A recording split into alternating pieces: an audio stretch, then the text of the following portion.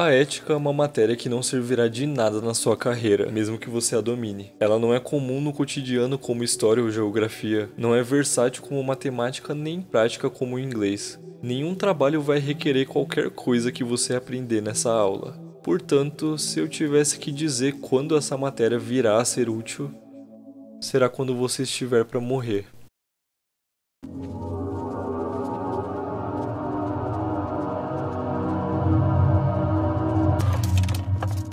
We Shall Now Begin Ethics, ou Kokowa Imakarari Iridesu, é um mangá de 2016 de Amase Shiori que está saindo até hoje pela Grand Jump Premium, e que acompanha a história do professor Takaya Nagi, que dá aulas de ética, uma matéria eletiva que praticamente ninguém tem lá muito interesse na escola. Porra, o que é uma aula de ética, sabe? O cara vai ensinar sobre ter respeito com os outros? Falar por favor, obrigado? Ninguém tá botando muita fé no que esse tal de Takaya Nagi pode ter pra dizer, até que a aula tem início.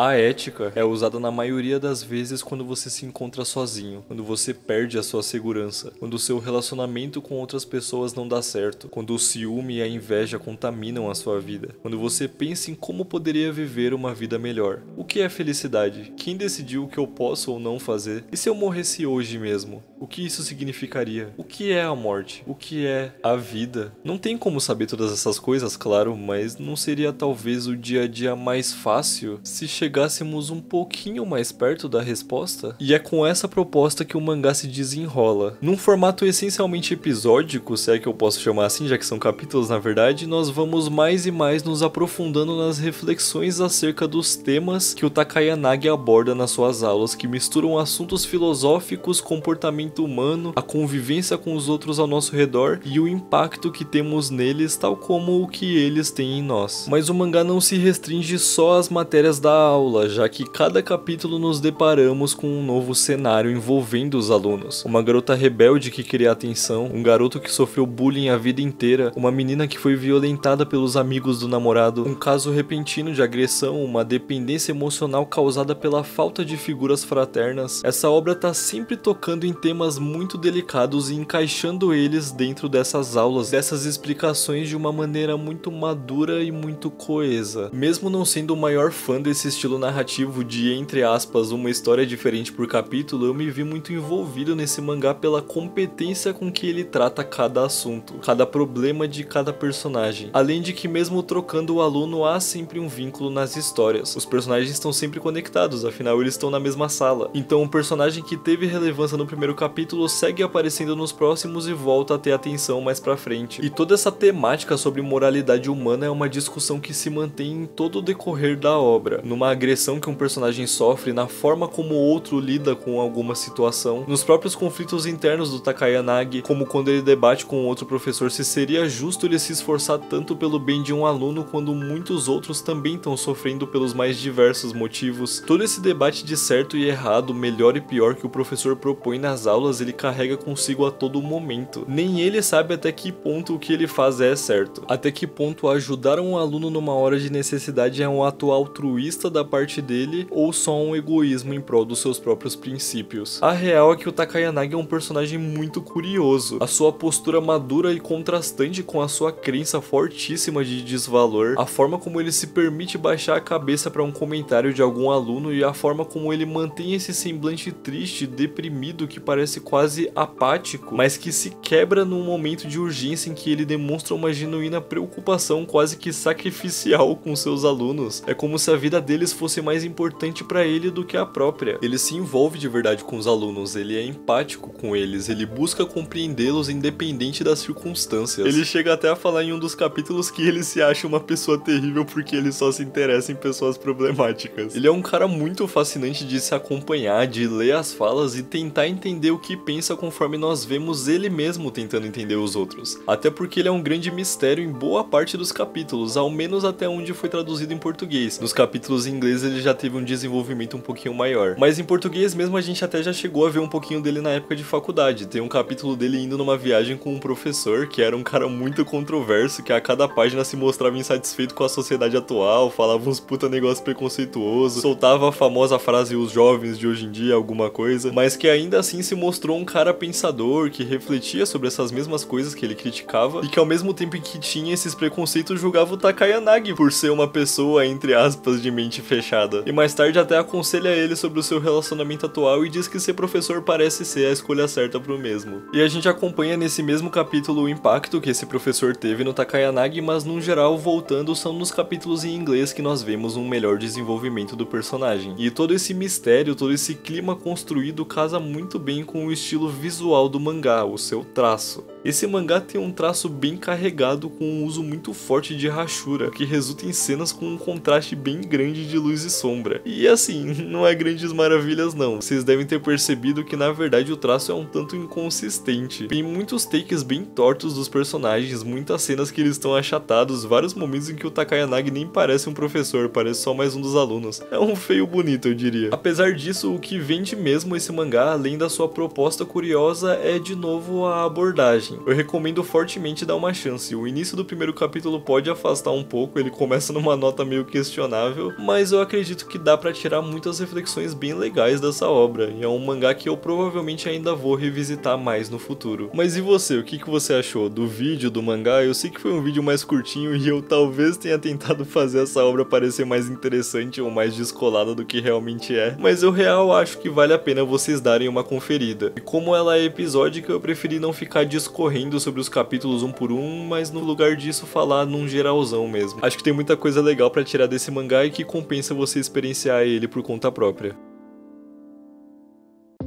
Mas enfim, por hoje foi isso. Se você gostou do vídeo, curte, hypa ele, compartilha, se inscreve, considere se tornar membro pra me dar uma ajudinha com o canal, e eu já deixo aqui um agradecimento aos membros, o maior ainda a desbravadora do Submundo, que é a Iana Delfini, e um especial aos senhores do Submundo, que são o Luzil, a Vanessa Masson, o Matheus Nicolas e a Thaís Porto. Obrigado pela força. As minhas redes sociais estão aí na tela se você quiser me seguir, e é isso, até uma próxima, falou! Eu tô trabalhando